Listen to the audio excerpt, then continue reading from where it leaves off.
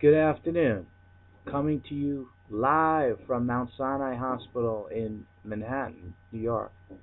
It's a Crohn's disease life with Michael Weiss, your host. That's me.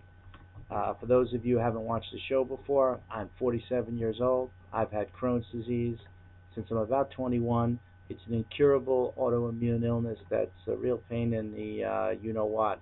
But I deal with it through the support of my family and friends and some great doctors. I've learned a lot about healthcare. I have a lot of opinions about healthcare. I counsel patients. So I decided to share my experiences in this format of Crohn's disease life. I also wrote a book. FNA, please. Pardon, that's the hospital's intercom system, which I will talk about in a second. Uh, but sorry, I'm trying to make do with the camera, and please pardon the aesthetics in the hospital. It's a little difficult broadcasting this from my hospital bed. I wrote a book called Confessions of a Professional Hospital Patient. It's a critically acclaimed, funny, poignant, informative book about what it's like to be a hospital patient. It's great for people with chronic illnesses. It's great for families and friends so they can understand what you go through. You could purchase it at Amazon, Barnes and Noble, online at any bookseller, and also at my site, which is hospitalpatient.com. Okay, the title of today's show is Knowing Your Hospital Schedule. What does that mean? Well, when you're a hospital patient, you have a schedule. Doctors will come examine you. They go out to the nurse. They say, all right, he's going to have a CAT scan. He's going to have an endoscopy. Well, you need to know your schedule because, and I'll give you a good example. Yesterday, my doctor said you're going to be NPO, which means no food or water by mouth after midnight for the next day because I was going to have an endoscopy, which requires some type of anesthesia, and they don't want you drinking or eating when you're going to have anesthesia. So I listened, and then the next day nothing happened. Around 4 o'clock, I was so frustrated, I started sucking on lollipops. At 5 o'clock, the transport team came and said, "Mr. Weiss, we're here for your endoscopy." I'm like, listen, and this is another note. You must be honest with them. I sucked on a couple of lollipops, and that may influence your decision to move forward. They said, sorry, we can't do the endoscopy. You ate. I said, I'm really sorry. So I had the endoscopy today. So everything went well, but my point is, sorry about the background noise. I'm in a hospital, so, and again, I hope you can appreciate the genuine, transparent nature in which I'm doing this, as opposed to some polished, slick approach. Anyways, to find out your schedule, your doctors don't even know it. They go out there, they tell the nurse, and then it's all down to availability. Because don't forget, a hospital has outside patients who come to the hospital on an outpatient basis. So as a patient, you need to go to your nurse and say, listen, what's going on? What am I scheduled for? And sometimes they don't know. So they have to call your doctor. I beg you, be polite with your nurses. Okay, they hold the key to your enjoyable hospital stay, enjoyable and productive. And if they don't know, try to find out. Just a moment about the intercom here. This hospital has an antiquated system. If you hit the button here, let me find it for you. Sorry, it's everyone has that button where you call and you push the button. Well, I can't find it right now. Maybe here we go. Here's the button. You hit this button, it means, nurse, I need to see you. Well, in this hospital, the intercom will say, well, Mr. Weiss, what do you want?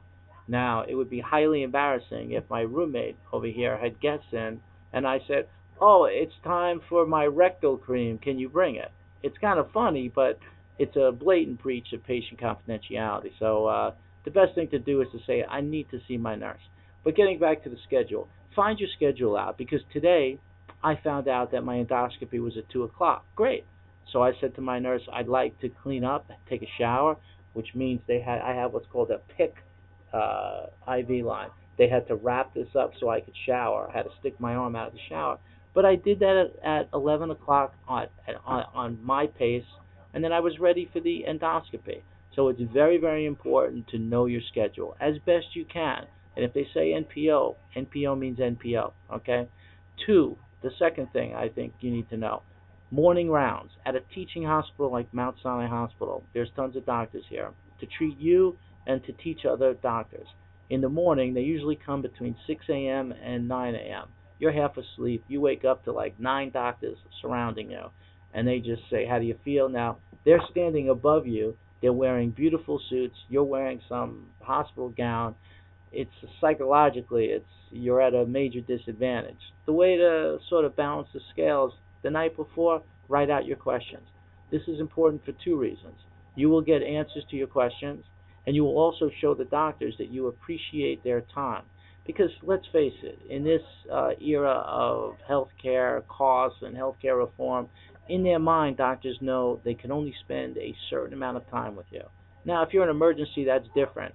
But if you show them, and please pardon the background noise, but if you show the doctor that you appreciate his or her time, they will listen, they will appreciate it, and then, God forbid, when you're the emergency, you will get all the time that you need. So please don't forget to do that. That's incredibly important. Um, so I covered the basic issues, at least for today. The intercom, just say I need my nurse. The scheduling, try to get it down so that you can plan your day. There's not much to do in a hospital. It's not like you have elective hour, but you'd be surprised at how much dignity you get back by being able to plan a shower.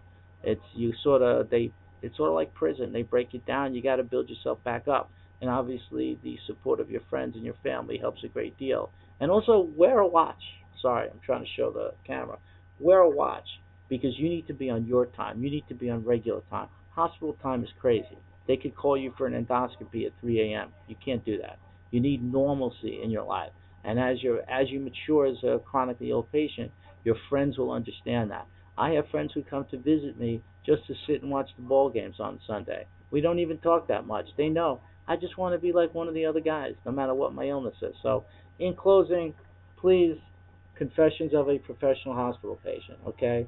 Hospitalpatient.com. You could check out the book. You could email me. You could just click on a button and email me. My email address is michaelweiss@hospitalpatient.com. And also, please, please follow me on Twitter. I tweet a lot from the hospital.